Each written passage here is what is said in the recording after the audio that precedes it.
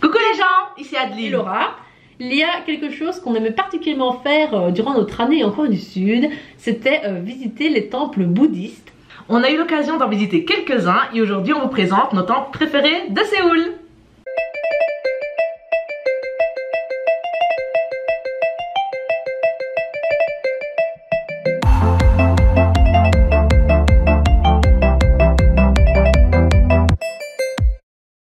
Nous allons vous présenter nos 6 temples préférés.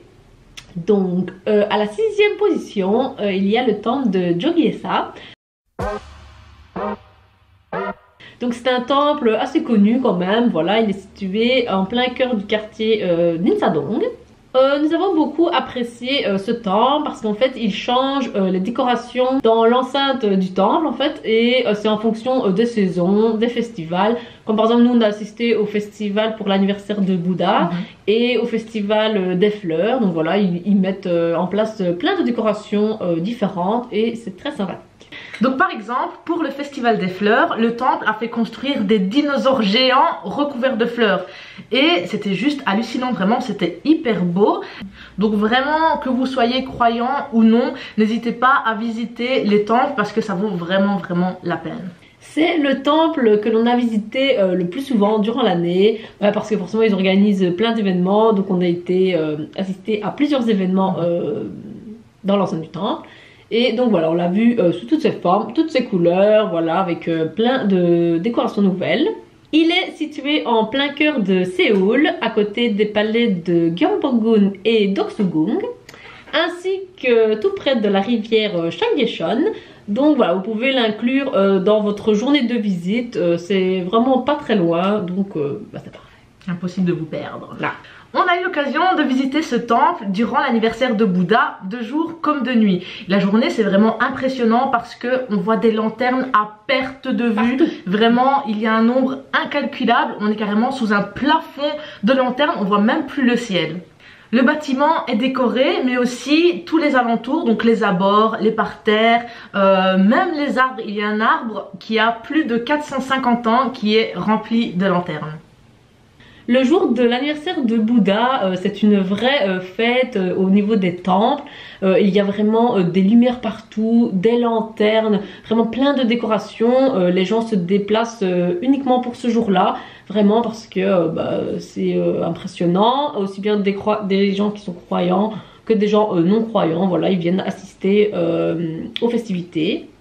Il y a ce jour-là plusieurs activités qui sont organisées, donc notamment des cérémonies de prière bouddhistes, donc pour Bouddha. Il y a aussi des activités pour les enfants, notamment écrire ou dessiner sur des lanternes. Mais il y a également en fait, je sais pas trop si c'est une activité, voilà, vous pouvez écrire votre souhait sur un petit bout de papier qui s'accroche ensuite aux lanternes présentes dans l'enceinte du temple. Et donc voilà, elle reste là jusqu'à la fin du festival de l'anniversaire de Bouddha. Le soir venu, le temple allume toutes les lanternes et du coup c'est vraiment une autre ambiance parce qu'il fait nuit, les lanternes sont allumées, c'est vraiment ahurissant. On avait des étoiles qui brillaient, les étoiles plein les yeux, on était comme retombés en enfance. Et vraiment on avait du mal à se rendre compte qu'on était bien là sur place et qu'on voyait ça de nos propres yeux, quoi. Tellement c'était, j'ai pas les mots en fait, c'était juste magnifique. Trop beau. Quand les gens nous demandent quelle est la meilleure période pour visiter la Corée du Sud, on cite toujours le printemps. Mais tout d'abord parce que c'est à ce moment-là qu'il y a les cerisiers qui fleurissent. Donc c'est vraiment magnifique. D'ailleurs on a une petite vidéo dessus avec tous nos... comment c'est ? Nos spots préférés pour voir les cerisiers en fleurs. Voilà, donc déjà ça c'est un premier truc qui donne vraiment envie d'aller en Corée du Sud. Mais aussi l'anniversaire de Bouddha parce que toute la ville est décorée. Et c'est pas uniquement les temples, c'est aussi les rivières, les rues, certains magasins. Il y a vraiment plein de trucs. En fait tout le pays est coloré et c'est vraiment magnifique. En 5e position, on vous présente le temple d'Okchonam qui est situé à Sodaemun. Il est bordé par une route assez fréquentée, mais l'endroit est très calme. Vraiment, On n'entend pas les voitures Non, en fait, non, vraiment clairement on pas. n'entend pas du tout la route. Et en fait il est séparé par la route par une rivière. En arrivant sur ce pont, on a une vue sur ce qui fait la particularité de ce temple, un Bouddha blanc de 8 mètres sur 5, gravé dans la roche qui date du XIIIe siècle. Le temple n'est pas très grand, mais il vaut vraiment le détour, notamment déjà pour son grand Bouddha blanc, mais également pour la rivière qui le longe. C'est très reposant et apaisant. En fait, voilà, on aurait pu rester des heures à admirer le temple, la rivière qui coule, les petits canards qui se baignent dans l'eau. Franchement, c'est bien. C'est reposant, je sais pas, c'est c'est vraiment reposant. C'est calme, vraiment.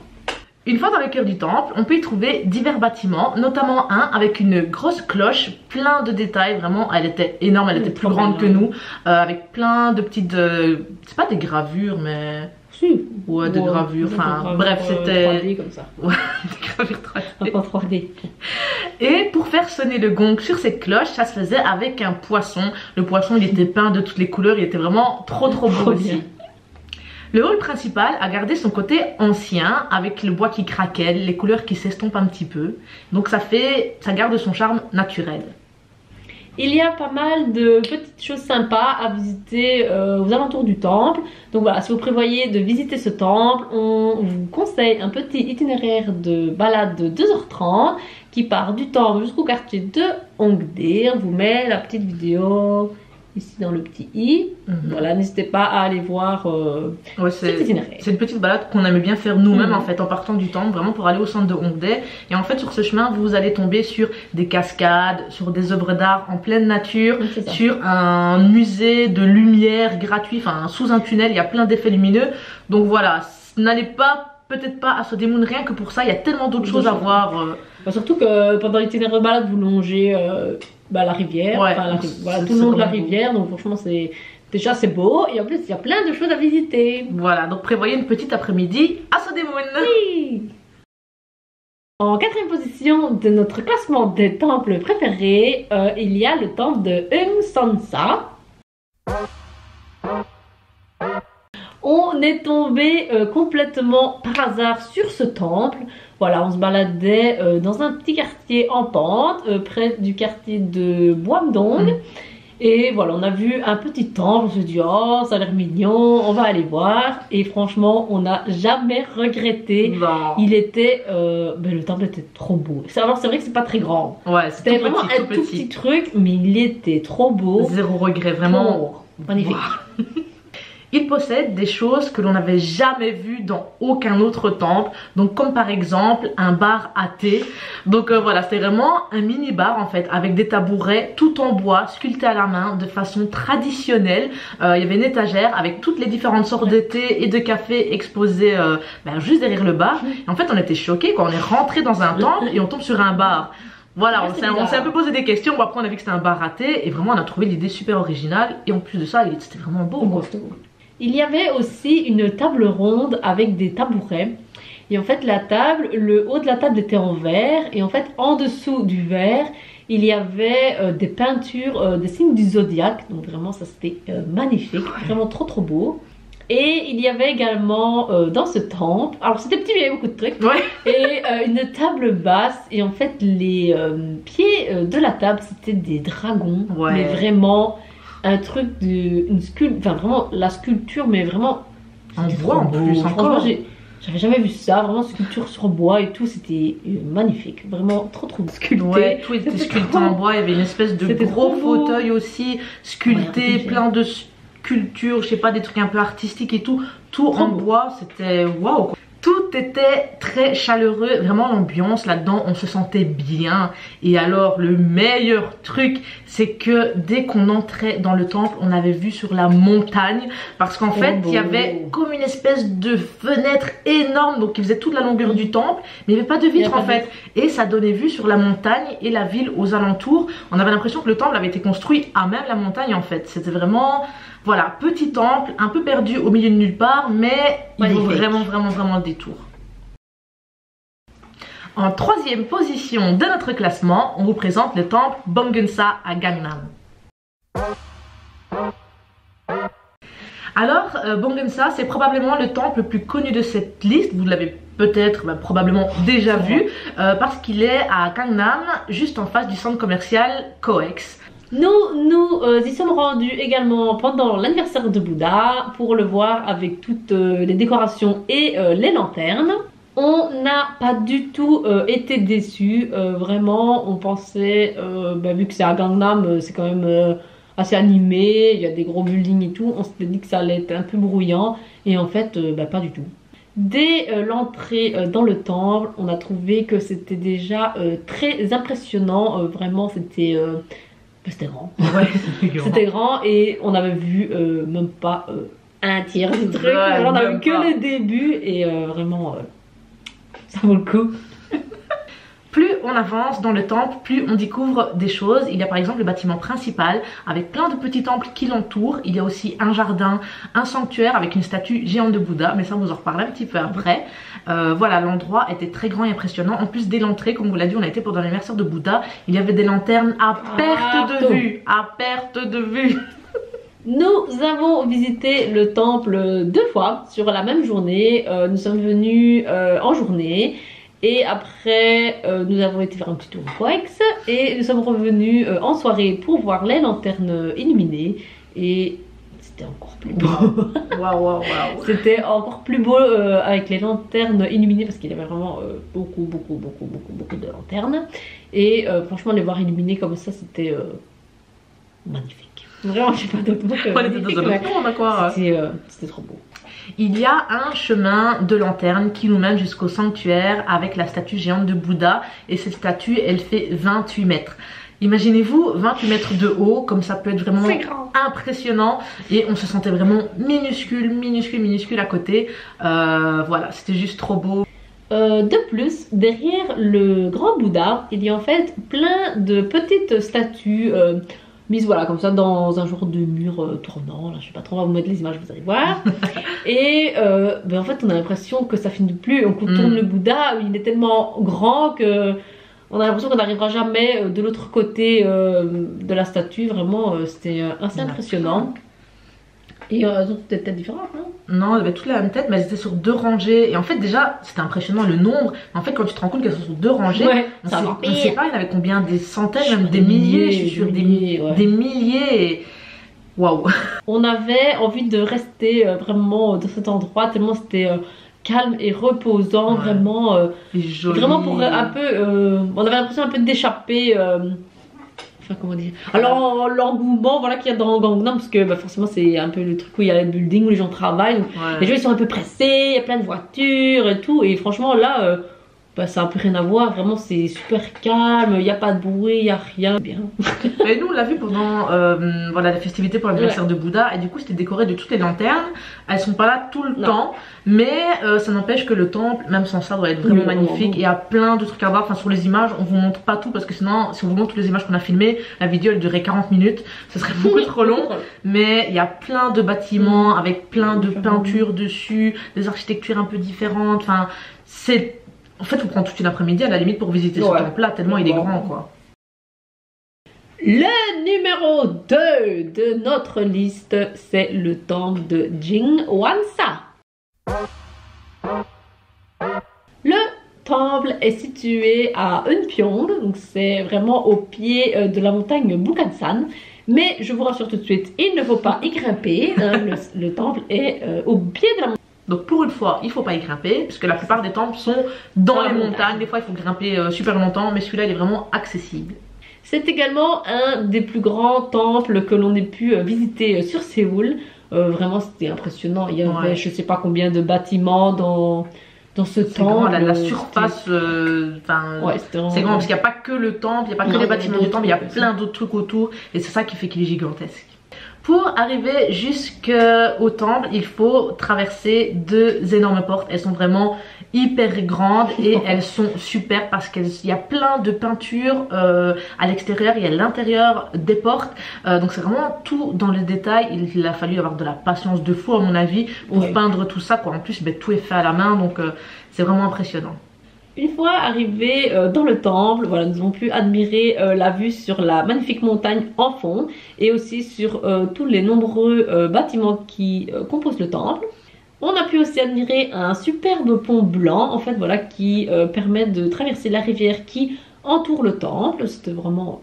c'était beau. C'était beau, ouais, c'était beau. Construit en 1011, il y a plusieurs bâtiments, donc notamment un pour boire du thé, il y a même une bibliothèque. Il y a également 3 petits bâtiments qui n'ont pas été abîmés pendant la guerre de Corée. Car durant la guerre, il y a énormément de temples qui ont été incendiés et celui-ci a eu la chance d'avoir des bâtiments qui ont été épargnés. Et du coup, en fait, les peintures sont encore telles quelles sur les temples. Et en fait, ces peintures sont super intéressantes parce qu'elles racontent des histoires. Et en fait, pour lire l'histoire, il faut contourner tout le temple. Et en fait, il faut regarder case après case. Et je trouve que c'est vraiment super chouette, en fait, de découvrir les histoires peintes comme ça, quoi. Voilà. Le temple comporte aussi une réserve de peau où ils font fermenter le kimchi. Donc voilà, il y a également un petit pont en bois en fait qui longe la rivière et voilà, vous pouvez vous balader le long de ce pont ou vous baigner dans la rivière, enfin vous baignez entre guillemets dans la rivière, voilà, vous pouvez se rafraîchir, tremper vos pieds et vraiment si vous allez en été, c'est pas trop mal parce qu'il fait très chaud. Pour arriver à ce temple, il faut traverser le village Anok Dunpyeong. Donc en fait, ce sont des maisons traditionnelles coréennes, mais qui ont été modernisées. Donc voilà, c'est assez représentatif de Eunpyeong en fait. Voilà, on n'en trouve pas partout ailleurs. Et en plus de la visite du temple, n'hésitez pas à visiter ce petit village parce que nous on a vraiment bien aimé. C'était super beau, vraiment. On aurait dit limite un décor de drama quand on se baladait dans les rues. En fait, on aurait dit un décor de film. Un faux village en fait. Ouais, voilà. Vraiment un truc reconstitué et en fait pas du tout, il y a vraiment des gens qui habitent. Mais du coup ce petit village là c'est vraiment un endroit unique de Séoul qu'on a bien aimé et il y a un endroit, un restaurant où on peut manger des pancakes et boire du thé et du coup en fait on était en terrasse et on mangeait nos pancakes avec vue sur la montagne. Donc vraiment c'est trop chouette. Voilà, c'est un bon petit endroit, n'hésitez pas à aller faire un tour. C'est un petit peu... Enfin ça reste toujours dans Séoul mais c'est un petit peu loin. En fait il faut prendre le bus un peu plus longtemps mais ça vaut vraiment la peine pour le village et pour le temple. Le numéro 1 de ce temple. Mesdames et messieurs, Seoguksa.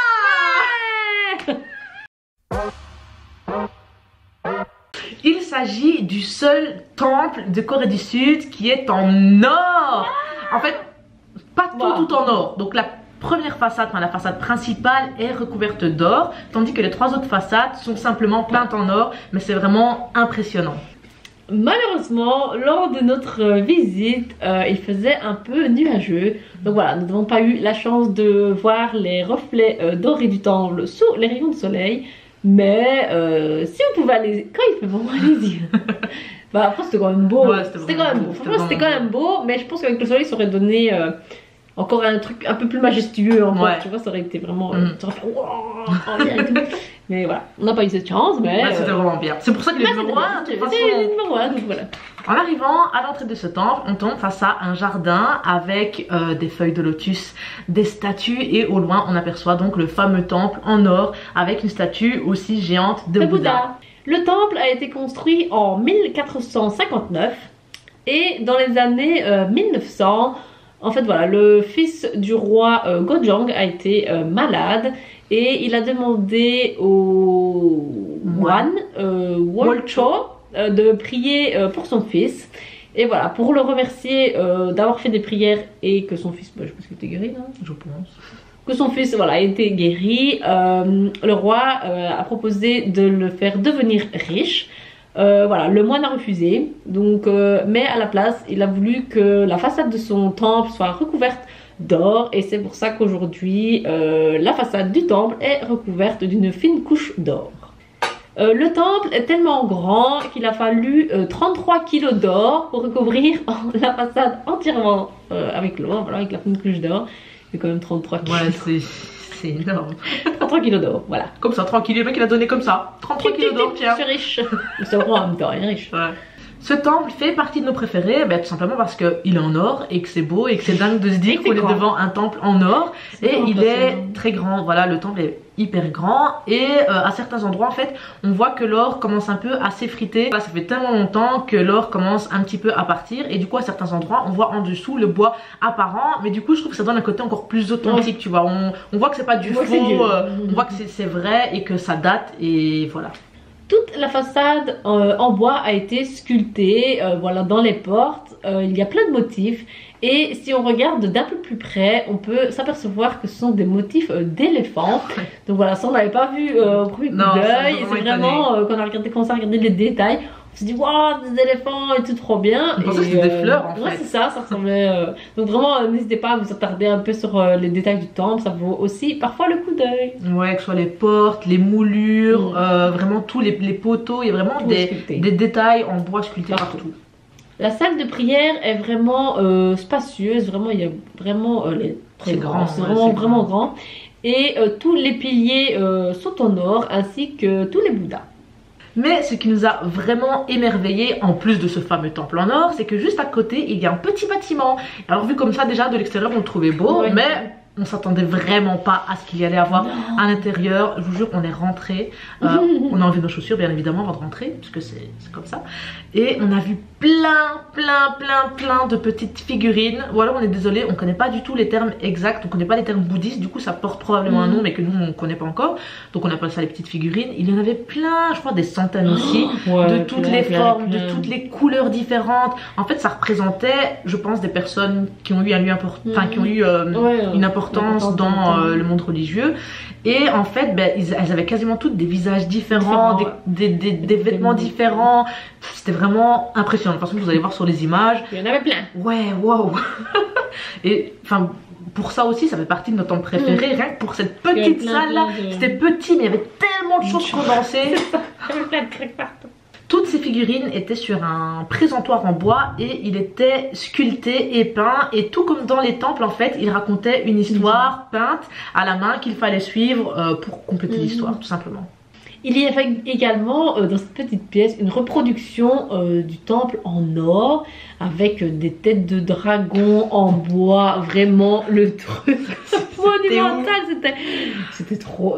En plus c'était petit. Mais oui, c'est ça. En fait quand on a vu le truc on s'est dit oh c'est tout petit tout, mais en fait il y avait plein de trucs. Je sais pas comment j'ai fait pour mettre tout ça dedans, mais c'était abusé, il y avait trop. Il y avait également, du coup, dans cette petite temple, des lanternes en fait qui représentaient les personnages du signe du zodiaque en fait.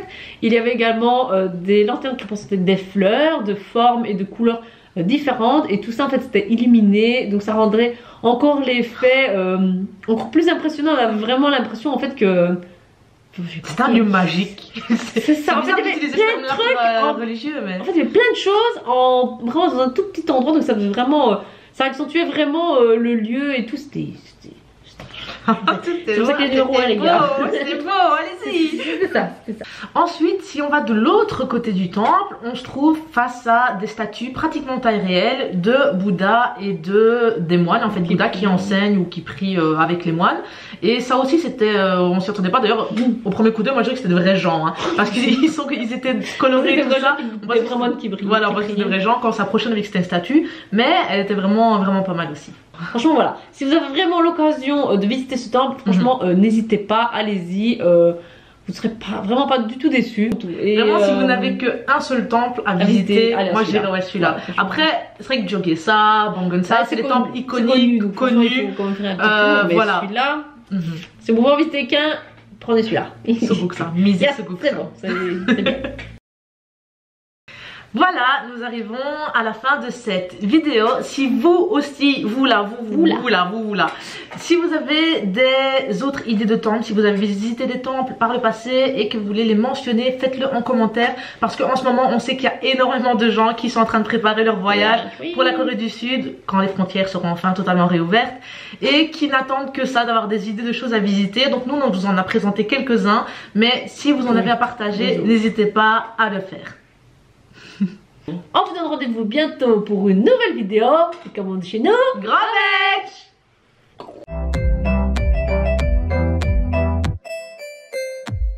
Ce qui est en Corée du Sud, c'est visiter les temples. Il y a quelque chose. Oh, je vais pas pouvoir dire ça. Une phrase. Non, mais si. Gong, Gangbangon et Doksugong. Putain, je saurais jamais dire ça. Et près de la rivière Cheonggyecheon. Trois noms durs en une phrase. Directe blanche. Je suis blanche. Je suis ton pire cauchemar. En fait, c'est même pas blanc, c'est tu sais, genre mort-vivant là. Tu vois, il est un peu bizarre là. Ça fait trop chelou, hein. Des peaux grises. Cousin fétide.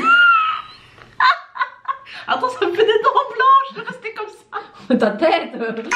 Le temple n'est pas très grand, mais. Il faut vraiment des tours. Il y a des statues et au loin, il y a un Bouddha. Qu'est-ce qu'on dit? Merde, moi j'ai lancé le truc, je sais pas ce qu'on va dire.